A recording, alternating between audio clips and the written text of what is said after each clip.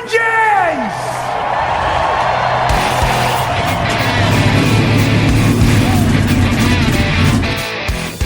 Hit the pace car! What for? Because you hit every other damn thing out there. I want you to be perfect. When I'm driving, I got a guy on the radio who talks to me. Can't see him, but he talks to me. Well, I wanna be a race car driver. Pretty girls eating from my hand, yeah. Wanna live a life of fun and danger. No sweating working for the man, alright. Well, I wanna be a firefighter. Cool-headed when the heat is on, yeah. Save my baby from the burning building. Take her home and put the sleepless on, alright. No, he didn't slam you, he didn't bump you, he didn't nudge you. He rubbed you. And rubbing, son, is racing. Hey, race fans, welcome to the Hoobazoo Radio Network and welcome to Drafting Circuits. My name is Frank Santorowski. I'll be your host for the next hour as we talk about this fantastic last week of racing. Joining me in the studio is Seth Eggert, Gray Warren, Richard Youden, and guest panelist Brock Beard. Fellas, how you doing tonight? Doing good. Terrific. Thanks for having me. NASCAR has wrapped up their season, and it was, at the end of the day, after we, went back and forth, it was Kyle Busch getting 2 championships. So, Gray, Seth, whichever one of you guys is going to want to jump in, pretty good race down there in Homestead. It was a pretty good race. Yeah, it was. You had a pretty much dominated by the four principals that were in contention for the championship. It didn't seem like there was a whole, other than Kyle Larson, it didn't seem like there was anybody else that offered any challenge to even win the race. Looked like Martin Truex was gonna run away with it there until he had a little bit of trouble there in the second stage, and that allowed Kyle Busch to come to the forefront and pretty much dominate the second half of the race and win the championship. It came down to the team that made the fewest mistakes, if any mistakes. Mm-hmm. Denny Hamlin was overheating because they put too much tape on the car. Right. Kevin Harvick just had the wrong strategy. Martin Truex Jr., somehow they swapped the left and right front tires in Stage 2, as you alluded to, which is virtually unheard of, at least in the top echelon of NASCAR today. In my mind, that was an amateur move. It does happen from time to time. Dale Earnhardt Jr. alluded to during the broadcast that one time it happened to him in testing, and they couldn't figure out why he was 2 seconds off of what he was running the previous day until they took the tires off. Mm-hmm. Well, to the Gibbs team point, they kind of figured out right away what happened, what went wrong, and the caution that they needed happened to fall just when they needed to keep Martin from losing a lap. So he kind of stayed in the mix there. And honestly, watching this whole thing, I thought Martin had them covered until the later stages when he just kind of faded.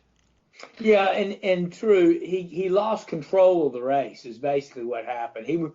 When you're running out front, you pretty much control the race. You control a lot of the strategy. If you're in the lead, a lot of people are going to follow suit when you choose to come to pit road and things like that. Plus, you're in clean air, which we all know how critical that is. And up until that point, he was, but. There's a lot of things with those. The left and right side tires, generally two different compounds. Left sides are a little bit softer than the rights. The circumference of the tires is a bit different, and the air pressure, the static air pressure in the tires is different as well. So he knew immediately when he went back on the track that something was wrong. He knew on the access road. Yeah. The way the team realized it, although Cole Pern essentially realized it by looking at the tires, in part it was Clayton Hughes, the spotter. I think that's Martin Spotter. I may be mistaken. That's right. But the Goodyear tires the Goodyear's only written on the outside portion of the tire. So if they had swapped them, then the part of the tire they were seeing was a blank side. So the tire was mounted wrong, not just installed wrong then. What they saw the writing, how it was written on the tire. They have a mark on it. It says they have big letters of RF or left LF on the tire. That was the original key that they noticed. They talked to the tire specialist, and the tire specialist laid the tires out the same way they always do on pit wall. They're saying that the tire carrier just picked them up inadvertently, had the wrong one. Tire carrier carries both tires. He had them just crossed, and that's what led to the mistake. I've seen it happen before, and it's just one of those things that you get used to doing something, and in the heat of the moment, you just pick it up and you've got the wrong tire. And like you said, it's rare, it's very strange, but what a costly mistake for the 19 team, because like I said, that changed the whole complexion of the race for them and everyone else. Then later on, like I said, Hamlin and his team, the tire carrier put the tape on in the wrong spot.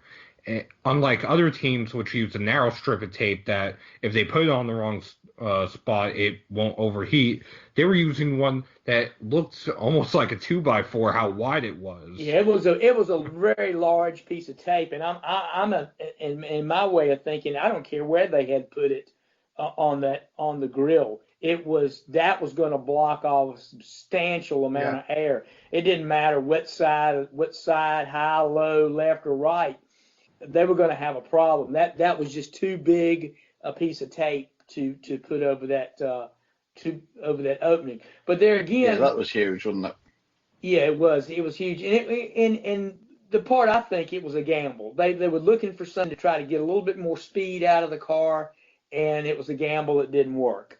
And it just because Denny was not running, his lap times were not as good as the other three cars. And then, like you said, Harvick's car had terrific short run speed. He showed that several times during the race, but on the long runs, his car was just not up to speed. Probably the most consistent car was the 18. Yeah, so let's talk about Kyle Busch for a little bit. I mean, his initial championship back in 2015, some folks think that was not legit because he missed a substantial portion of the season due to injury, but due to the Chase waiver and whatnot, he was able to get himself into the correct points position and with the win, get into the playoffs and then win the thing. Now he has done this thing from start to finish, and he had a little dry spell through the late part of the season, but does this legitimize Kyle Busch as a legitimate NASCAR champion? Because there's so many folks, and I'm talking about folks that comment on social media that said he really shouldn't have won the first one. I mean, does this really lock Kyle Busch into being a NASCAR great? Well, yeah. I mean, obviously, when you look at the setup for the points championship now as it is, with the playoffs and the chase, whatever you want to call it. I mean, he won it fair and square the first time. Obviously, I see what people are talking about. He didn't run the entire season, but under the rules as they were, he prevailed. Kyle's legacy is safe. I mean, honestly, I think like you said, in the eyes of many, this probably does legitimize a championship, for Kyle. But I mean, gracious me, I mean, he's the most prolific driver of his generation. I mean, look at the wins. He's got over 200 wins across the three major touring series. let's see, over 200 wins. You know, when you combine truck, Xfinity, and Cup. That was his 56th Cup victory, and I believe what's that got him about 8th or 9th on the all-time list? Is that correct, Seth? Somewhere in that area? Yeah, correct. He moved away from being tied with Rusty Wallace. Right. Yeah. So I mean, you know, and he's only 34 years old. Think about that. 34 years old. He's just now getting into what many consider the prime of one's Cup career. I mean, you know, and he's got a ways to go. He's already approaching 100 Xfinity wins, and he says he'll step away from Xfinity once he gets that. And I'm sure he'll dabble in trucks, you know, for as many races as he's allowed to each season. But, you know, I think the best is ahead for Kyle as far as his Cup career goes. I mean, the sky's the limit. You know, how many races will he end up with? Because he's going to fast climb the ladder to get up there and at least challenge maybe David Pearson for second place on the all-time list. Honestly, I don't know if he'll challenge David Pearson, and the main reason why I'm saying that is there wasn't a time very long ago that we were talking about the same thing for Jimmy Johnson, who ended up plateauing, and he hasn't been able to get that magical 83rd win. Yeah, but you know, I'm just saying that it's well within reach for Kyle, because I mean, you look, if Kyle wants to, I mean, he's probably got another good 10 years left in his career, and you figure you win 5 races a year, which is Kyle could do. I mean, basically, you know, with the new rules package, and he's going to step away from Xfinity. You know, that he can, you know, really double down on the Cup Series. In theory, yes, but statistically speaking, he wins more races when he's able to run an Xfinity truck. Sure. I don't mean the Xfinity truck races. I mean the Cup races. But that being said, he is actually dabbling in a little bit more than just NASCAR. A couple weeks ago, he announced he's going to run the 24 Hours of Daytona with Aim Vassar-Sullivan, the Lexus team, which he's only doing because he can't run the Xfinity and truck races he wants to run, or as many of them anyway. Yeah, that's true. I mean, you know, but like I said, I'm thinking maybe he can, you know, they can double down. And I mean, you know, Kyle has got some good seasons ahead of him. So we'll see what. I mean, like I said, it's not impossible. That's why I said he could challenge Pearson's,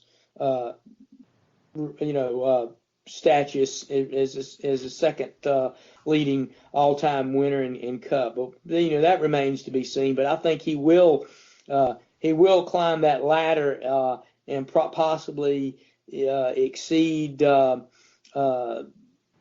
least get into rarefied air by moving into the top 5 all-time list, I would think. Now, we're talking a little bit about history. History was made in a couple of different ways this past weekend. For one, Joe Nemechek eclipsed Richard Petty's all-time start record in the NASCAR National Series. Tyler Reddick became the first driver to win back-to-back championships in the Xfinity Series for 2 different teams. And as Richard alluded to before the show, is the first time he'd have had repeat champions in all 3 of NASCAR's major series in the same year. Let's talk about the other champions we had, because we settled 3 championships this weekend. So we all know Kyle Busch won the Cup Series. So Seth and or Greg, take us through the the truck finale and the Xfinity finale. Well, starting with the Xfinity Series, it came down to the big 3, Tyler Reddick, Cole Custer, and Christopher Bell. The 3 of them were battling back and forth for a while, and it looked like it was going to be, once again, a race for Christopher Bell, especially with the way he's run this year. Then it swung to Cole Custer. Then it swung to Tyler Reddick. Ultimately, it was Reddick's race to lose, and Reddick won. And he won convincingly convincingly, too, by over a second. For a while, it was him and Custer at the end, back and forth within a couple of tenths until Custer bounced off the wall trying to run Reddick down. In the Truck Series, Matt Crafton became the first driver to win the championship without winning a race. He was the best finishing driver of the 4 championship competitors, Ross Chastain, Brett Moffitt, and Stuart Friesen. He ran up front the entire race, ended up finishing second. Austin Hill won the race, and finishing third, Christian Eckes, who will replace Todd Gilliland at Kyle Busch Motorsports, won the Owners' Championship for Kyle Busch Motorsports. Now, interesting enough, our new truck champion, did he not make some comments early on about the the format and whatnot, and how it's unfair, and now suddenly he's kind of fine with it that he's won a championship without winning a race? Yes, exactly that. Especially after Vegas, when his 2 teammates were eliminated due to the Ilmore engines issues that they had that weekend. He and his team were both saying that this format is unfair. They should get a waiver for Grant Enfinger and for Johnny Sauter, that it's impossible to win a championship in these conditions. And he ended up winning the championship. To those who say that it shouldn't be possible to win a championship without winning a race, Austin Dillon did that before the playoff era in the Xfinity Series. And Matt Crafton finished second to Kyle Busch earlier this year. So if Kyle Busch wasn't in that race, Crafton would have won that race. Just some food for thought in those 2 categories. Yeah, I mean, it's all, comes down to what this means to the series and how this playoff system works. Mind you, the trucks and the Xfinity's are not under the microscope of the media as are the Cup Series, and the Cup Series has had the champion win the race each year of this thing, but that possibility does exist that we could have somebody that doesn't even win the race, or all 4 guys, collide with one another early in the race, and whoever, stretches, whoever car screeches to a halt closest to the finish line wins the championship. It is plausible. It's not unprecedented either, because Austin Dillon's Xfinity Championship several years ago was won in pretty much the same fashion. Austin won the championship without winning a race during the course of the year. But, I mean, NASCAR's championship points deal has always rewarded consistency. I mean, they added, with the chase and the new format, it rewards winning, no doubt. But there again, with the elimination process, and if you can be consistent, the way it's more prevalent that you can jump in and are able to claim a championship without a win. So yeah, that's happened. And of course, I think we go back to the Matt Kenseth championship under the old format. He won it by winning only one race, and I think you even go back even further. Benny Parsons won his championship back in 1973 with winning only one race, I believe, as well. It's not unprecedented, and just theoretically, someone can go and win all the stages all season long in, say, the Cup Series.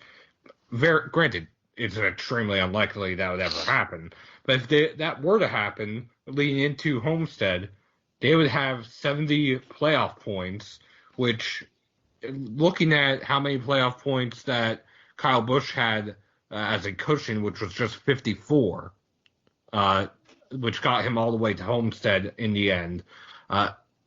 In theory, it could happen in the Cup Series. Extremely unlikely. It could.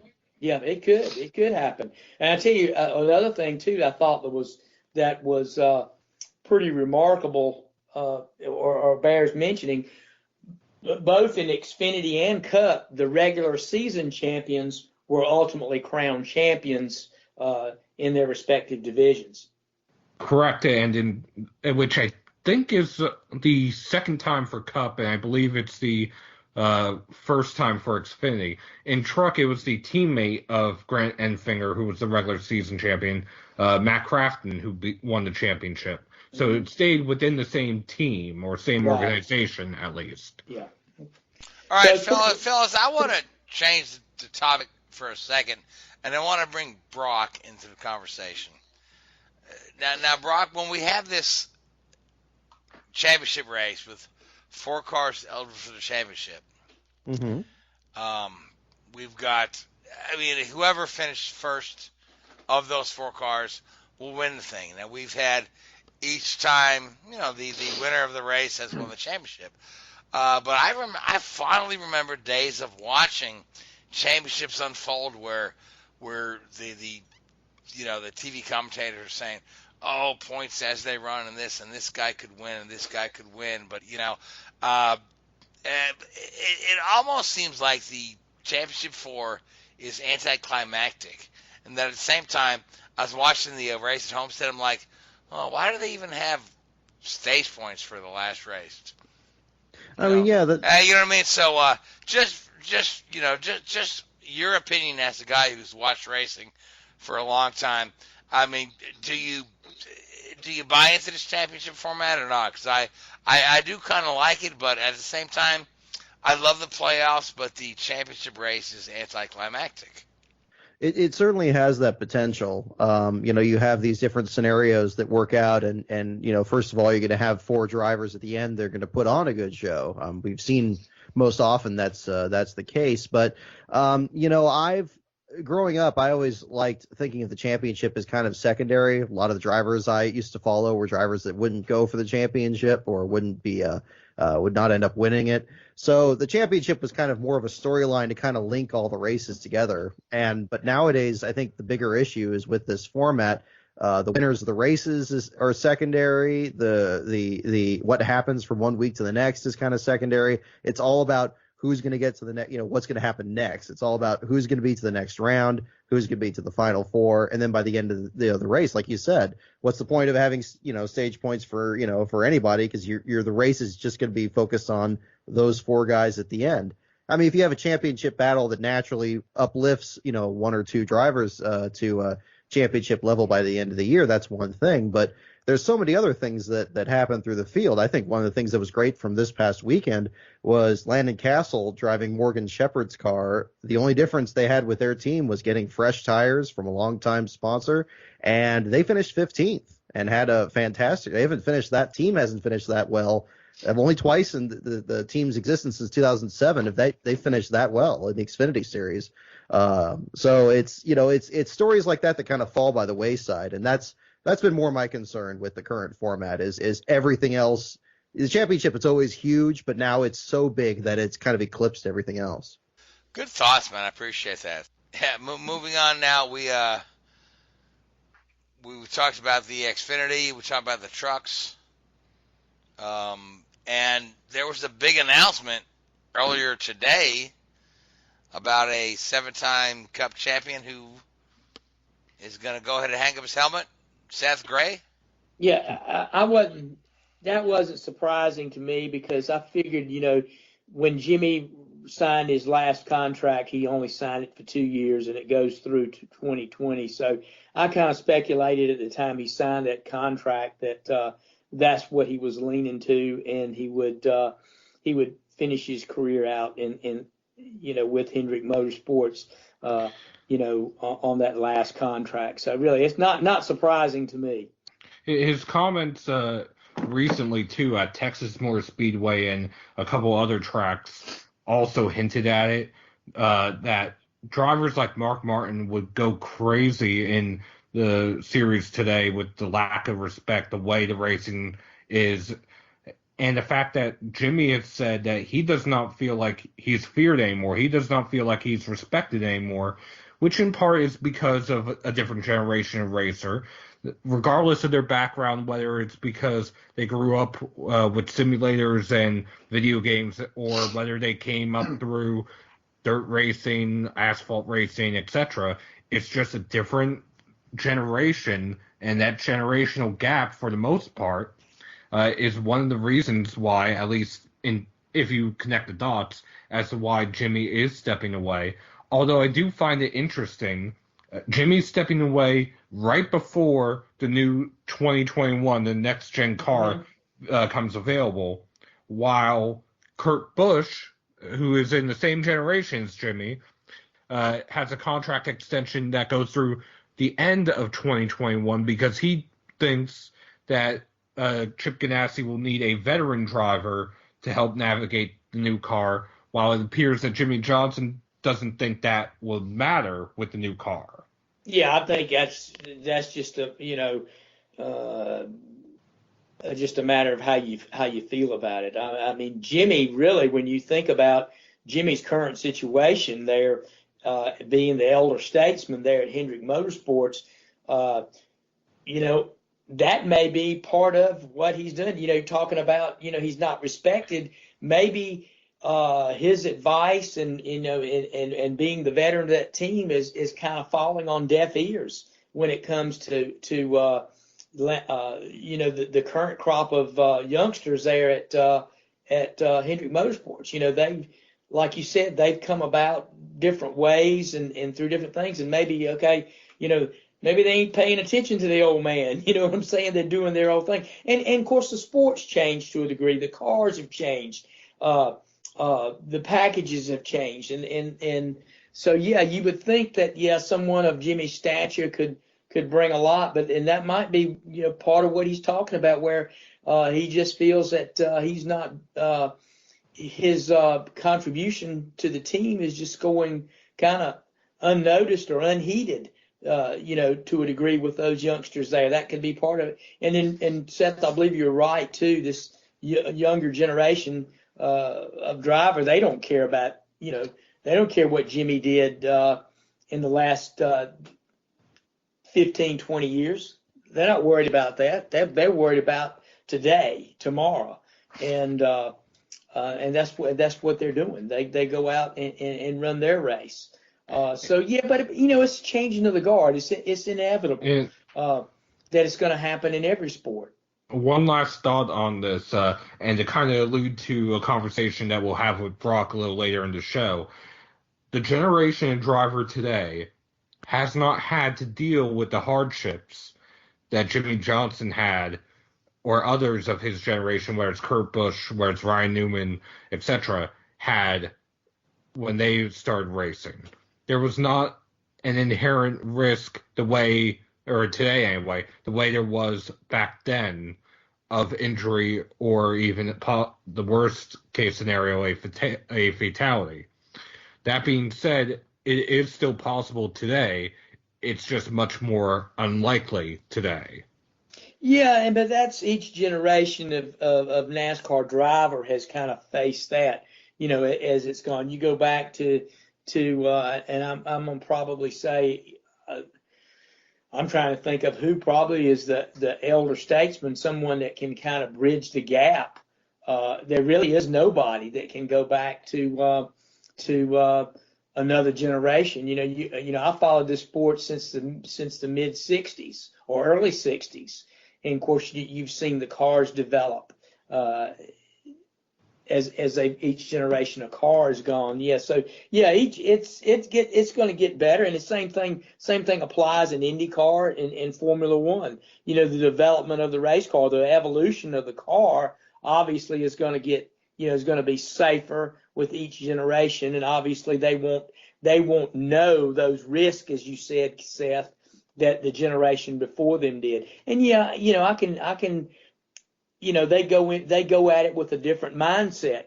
I think that's what you're kind of trying to get at than the other guys do.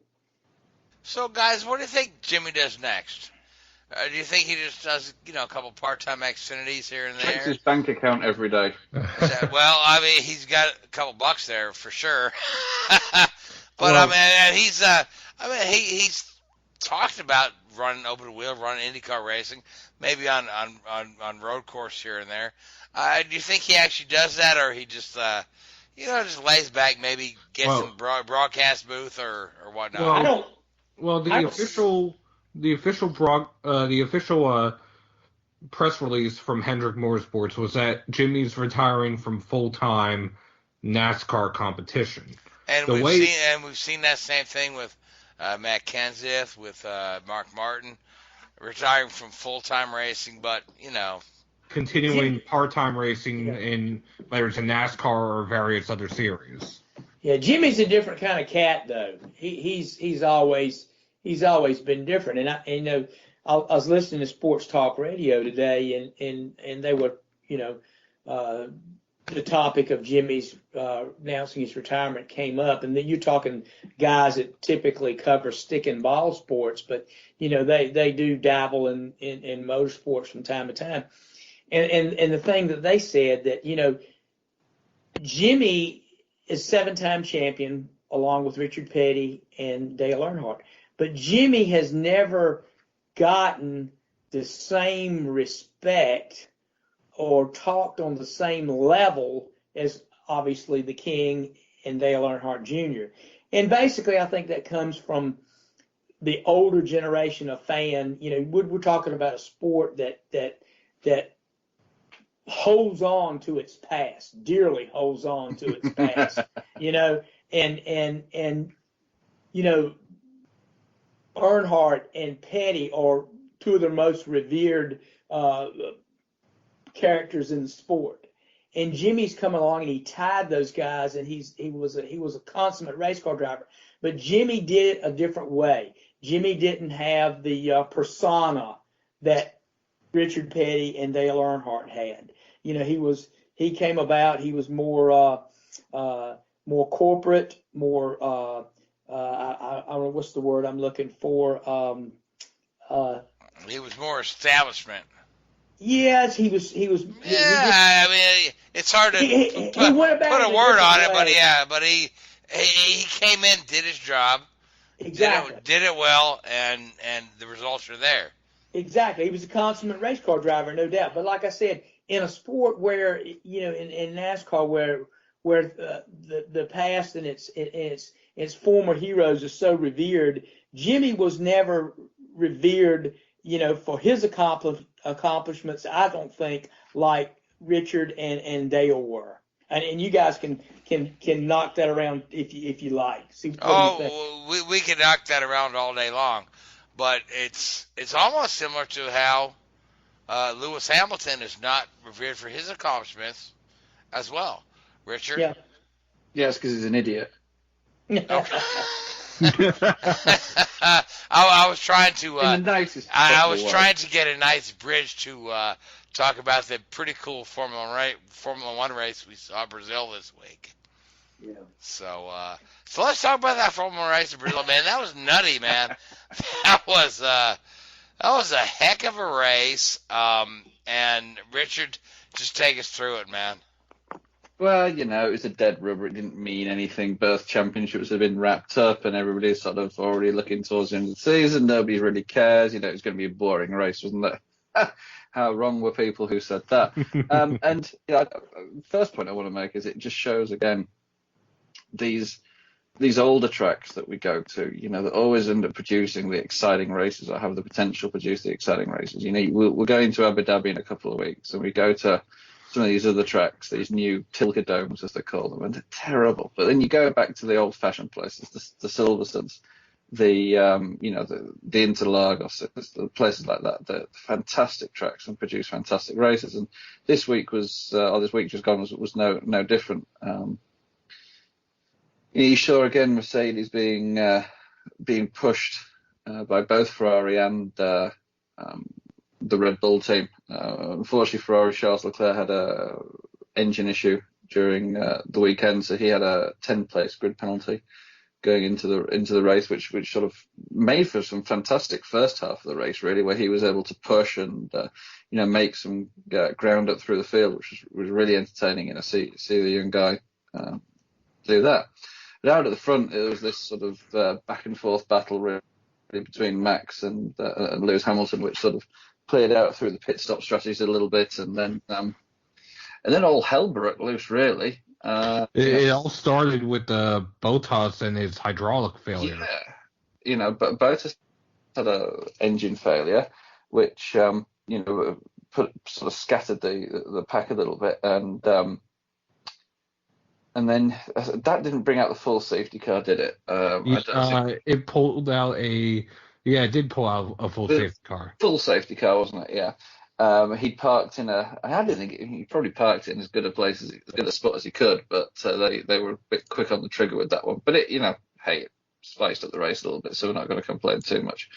That and also the new restart regulations where they had to wait until they were near the start line instead of being able to gun it at the safety car line. Yeah, which I think is a good rule, really. I mean, I've always been a big advocate for what NASCAR does, have a restart zone, because it stops the drivers backing the pack up, and they're not allowed to accelerate and decelerate, but they're certainly allowed to manipulate the throttle, should we say, and make it harder for the opponents to sort of work out when they're going to make that jump. So yeah, it's you had the restart there, and then you had the coming together between two Ferraris, Vettel and Leclerc. Now, to my mind, that was purely on Vettel. I thought as they went down the back straight, he moved over on Leclerc, and it was not the smartest move by Vettel. And again, I think it highlights the pressure that the guy's under. But that was a shame, really. Put both of those guys out of the race, but it moved Alex Albon and Pierre Gasly into the podium position. So on the second restart from the second safety car, you had three Red Bull / Toro Rosso Honda powered cars in the top three, which was incredible, really. Lewis Hamilton back there in fourth after he made a late pit stop to go onto some fresh tyres.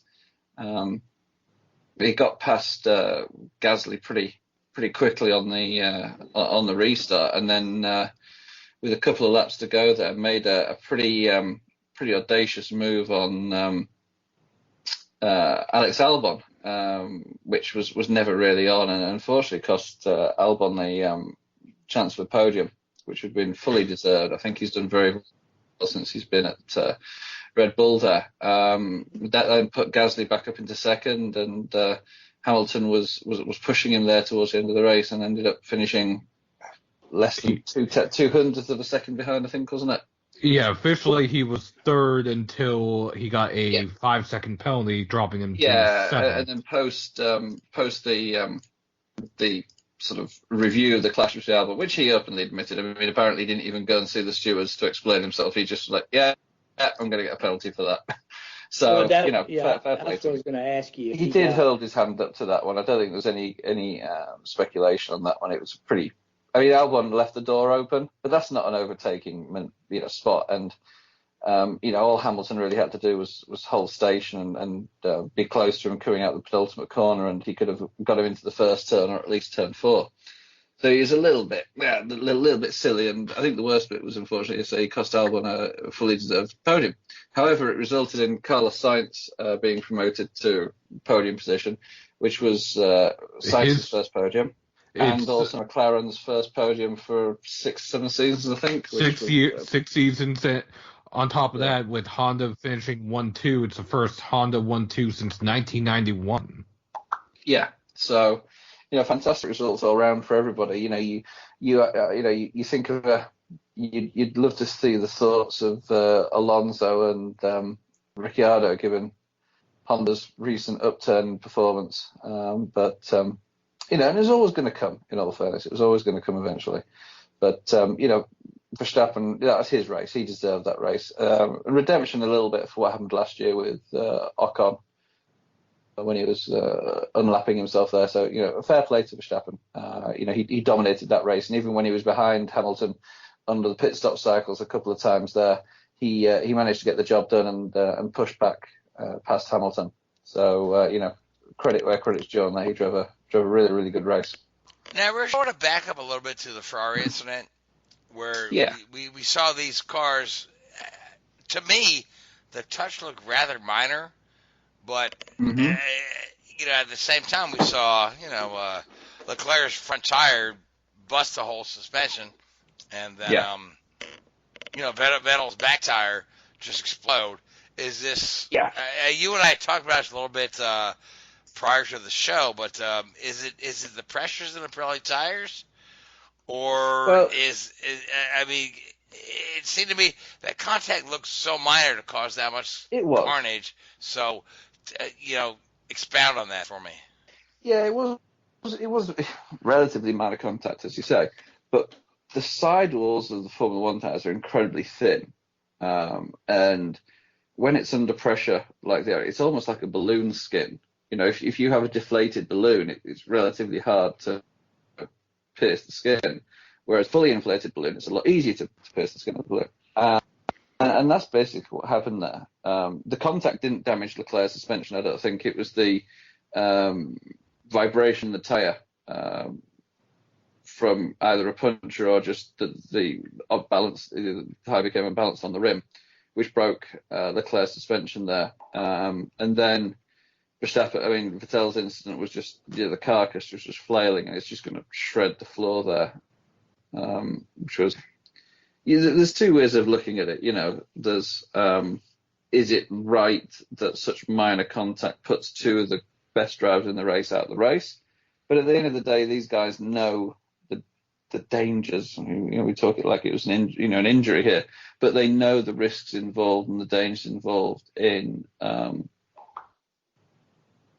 racing as hard and as close as each other. I mean, you've seen, you look back to Azerbaijan, I think it was last year, when Bottas ran over a piece of debris that was, the size of a small coin, and that cost him the race win. So often you see it. And also you saw, I think Lance Stroll was taken out of the race as well, as he ran over some of the debris from the Ferrari incident. So, these cars are very delicate, and, there is times when they can take a fair old impact and survive, but then there's other instances where, very, very minor touch occurs and they fall quickly. So, yeah, it was a shame. As I say, that, to me, that is on Vettel, that incident. I think he moved across coming down that back stretch. But you still wonder whether there is this rivalry between Vettel and Leclerc that everybody bigs up. I know, Ferrari plays it down. These guys get along well, but I don't, I don't know. I mean, so. No, at the end of the day, no two teammates get on. Really, if you do, then you've got one lead driver and one reserve driver, and they both know the position, and they're not fighting for a position, or they're not fighting for each other. So to say that the drivers get well is a misnomer. But do they respect each other? Do they treat each other as necessary? Then I think they do. I genuinely don't see a huge malice between the two. I don't think that they don't work together professionally as teammates. I think they do what's necessary, and they're going to carry on doing that. I think they have to. I think they're both, and Leclerc is obviously, I get the impression that he's wiser beyond his years. He's a very smart guy for a relatively young driver, and Vettel's obviously been around and probably knows a few of the tricks and can play the game a little bit with his teammates for sure. But I don't have any question to say that they're both very, very professional with what they do. All right, so we've got one more Formula One race this season. Is that this coming week, or we got another week off? So it's actually 1st of December. I think it could be the first time that Formula One's season has ended in December. It's in Abu Dhabi, and then post that there's the young driver test. Pirelli 2020 test, because some of the lead drivers are taking part in that. All right, so we'll look forward to seeing that. And but before we go, I mean, we brought Brock Beard on here. Now, Brock, how you doing, man? Doing good. Just all right. So you have debuted a new video, which is called, is it 4 before February? Is that what it's called? 3 before February. Yes. 3 before February, and that's It's on YouTube.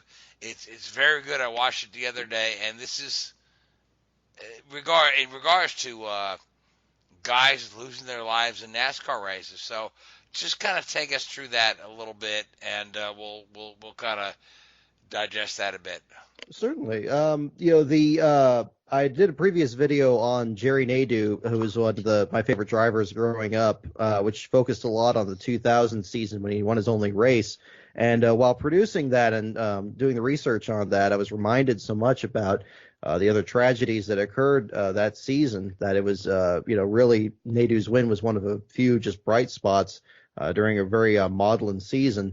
The accidents involving Adam Petty, Kenny Irwin Jr., and Tony Roper that season were a mix of several controversies over stuck throttles, over driver safety, over full-face helmets versus closed-face helmets. A lot of things were being called into question during that time period, and including what, if anything, was to be done.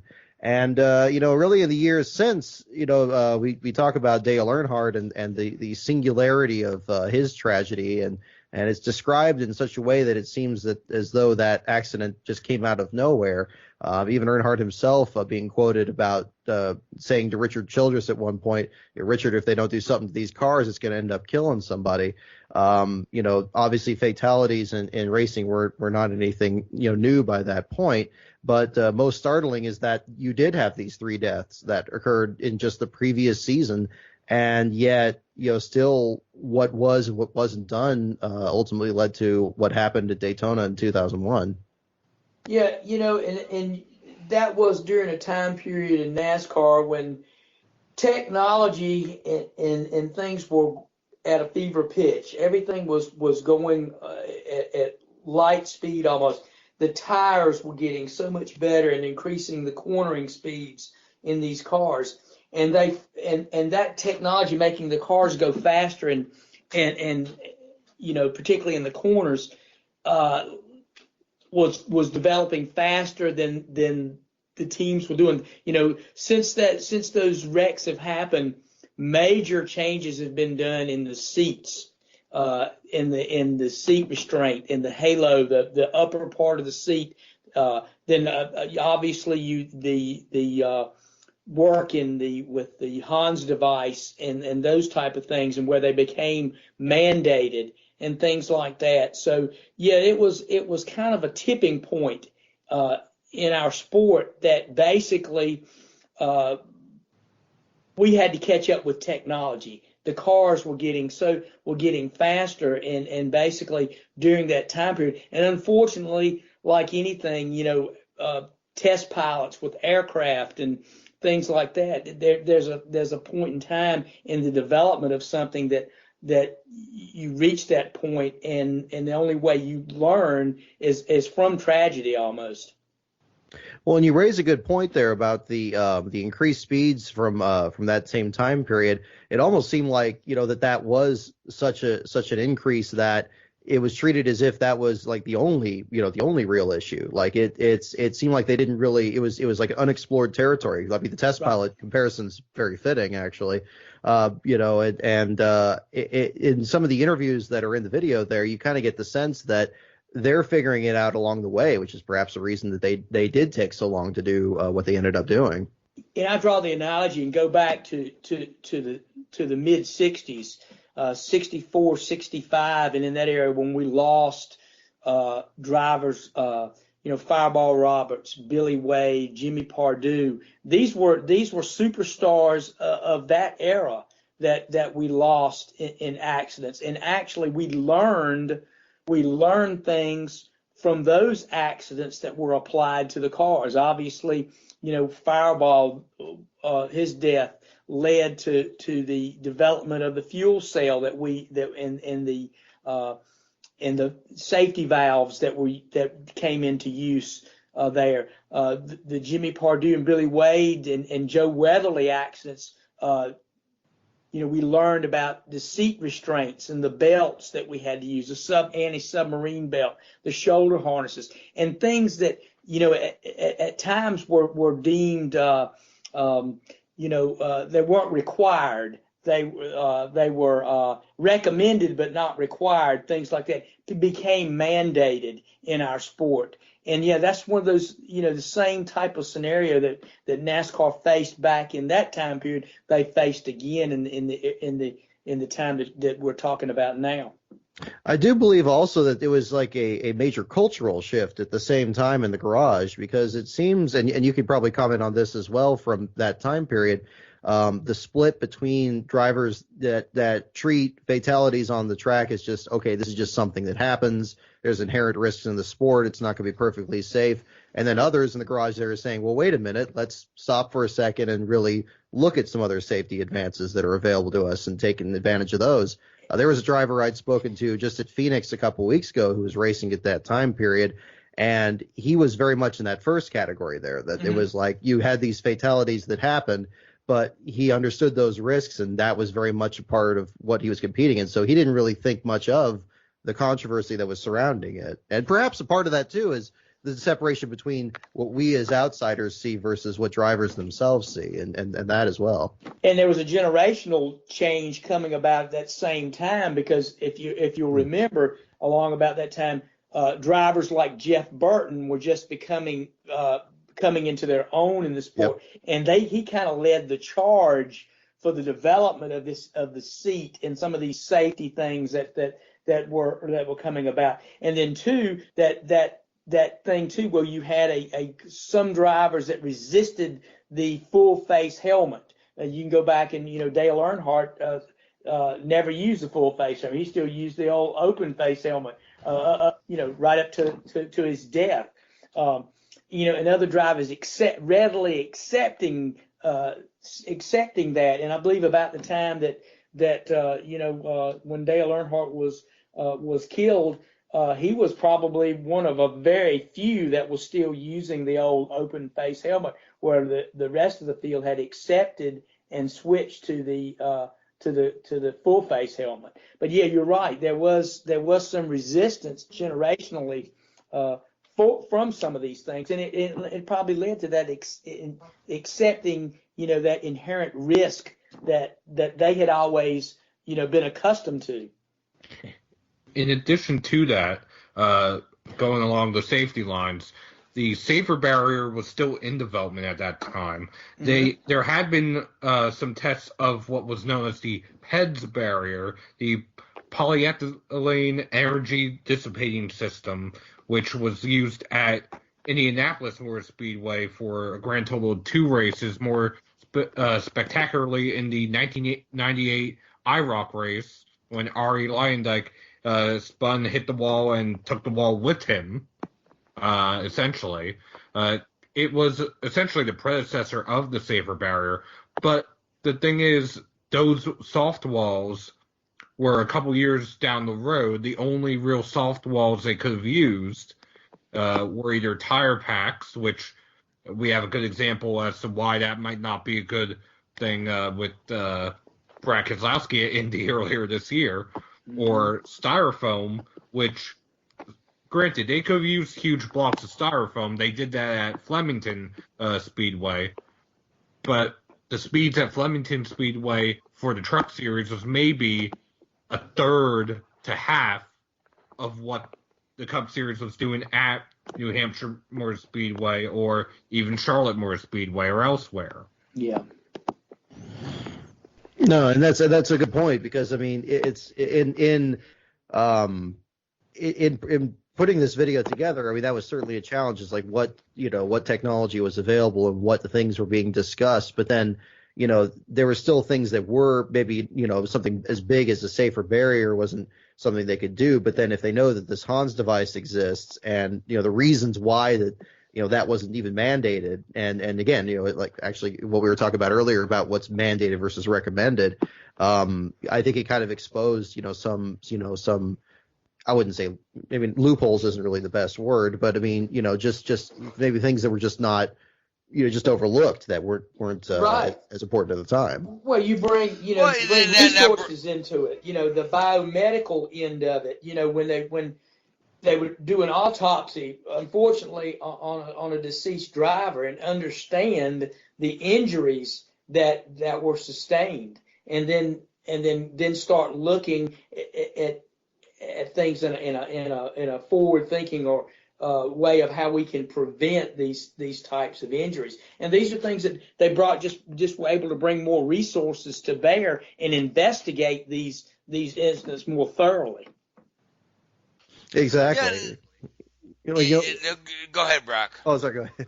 I was just saying, like, that was another thing that really was strange about it, at least from the part that I was able to research there. Sometimes, very much like when I did the J.D. McDuffie book, it's hard to kind of get to the bottom of what exactly causes one accident or another, and then the second layer of it, what causes the accident to be fatal. And then if you don't have that information, you can't really get that new treatment in there to actually kind of treat it. And one thing I mentioned in the video there was about found that one article that was saying that the investigators in New Hampshire weren't contacted until 2 hours after Kenny Irwin's accident, to the point that they didn't even know if he'd entered the corner or not. And when you don't have all the data in front of you, it's very hard to really learn anything from it.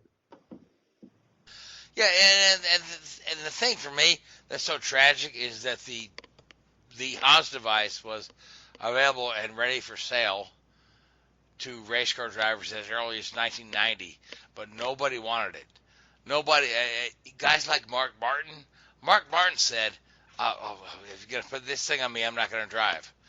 At the same time, this could have saved countless lives, right? All the research was there, everything was there, but it took a couple of deaths and extra deaths to actually get this thing approved. It was 1996 when the NHRA first approved the Haas device for their guys, but it wasn't until 2001 until it was mandated. In NASCAR, the common misconception is that it was Dale Earnhardt's accident that mandated it, but no, it was Blaise Alexander exactly. A year later. So yeah, but this is a device that really kept the guys from snapping that head back and forth, and the deceleration injury, having your head snap back and forward and back, that would crack that little bone in the back of your neck. But nobody wanted to do it, man. Exactly. Guy said it's too bulky, it's too ugly, it's too dangerous. Hey, but this day and age, guys put on their Haas device like they put on their shoes. And that's the thing too. I mean, it's very much a tragedy. I mean, the tragedy of the drivers that died is bad enough, but the tragedy of the response is in hindsight, these things always look very obvious. I mean, when you put it out in chronological order and you sift through these things and you put it all out there, it's like, my God, why didn't they see what was happening? Why didn't they do anything sooner? But it's, just like when we talk about the action from this season or anything else, when you're in the middle of it, you maybe see these other things happening along the way, but it's just like, oh, well, maybe these are isolated things, or these are freak accidents, or it's just something unusual. And it's only when you kind of have some distance afterwards that, you really see, you see all the things for what they are. I compare it a lot to like the Titanic disaster and the ice warnings that were received, and not having enough lifeboats and things that were probably not even concerns at the time, but then just happened to have this particular set of circumstances that brought all those flaws to the forefront. And it's no one person's fault. It's just, if anything, you just have frustration over global circumstances that made the chain of events unstoppable. And you go back to the sanctioning bodies themselves and how they used to write their rules. They used to write their rules, and when they would talk about safety equipment, it would always say recommended. It would never say required or mandated. And that changed after that. Now these things are mandated, and that brought in the SFI certification, where the equipment had to be tested through a independent underwriter that would test this equipment and have to be certified before it could be used. There was things where the sanctioning bodies felt that there would be some type of liability had they required certain safety devices, and they would have failed.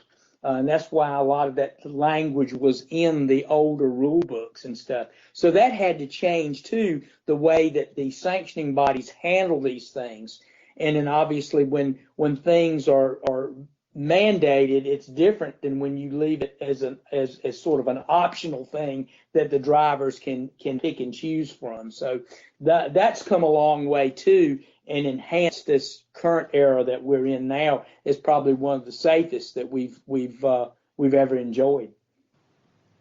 Exactly. Well, but the big thing with this also is for these particular drivers here, I think if there's any positives to be gleaned from all this, not just the safety advancements, during my research I found that there are foundations, of course, that are named in the honor of all three of these drivers. Of course, we all know about Victory Junction with the Petties, but also the Kenny Irwin Jr. Foundation is still active up in Indiana, and Tony Roper had a scholarship fund founded in Missouri. And at the moment, in conjunction with this video, we actually did a charity auction. We're going to be giving away a picture of Justin Haley's car that was autographed by Haley himself, done by motorsports artist Robert Taylor.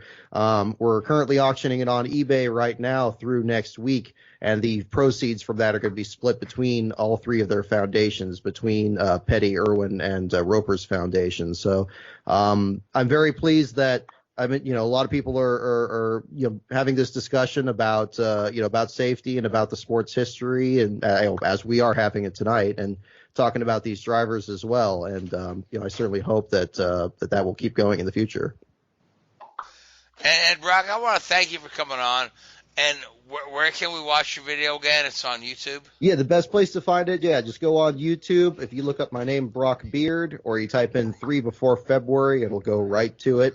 The video is an hour and 24 minutes in length. And, by all means, share the video and share the link to the auction. It's also in the description there. And definitely check it out. And I would encourage everyone who's racing fans to go ahead and have a look at this.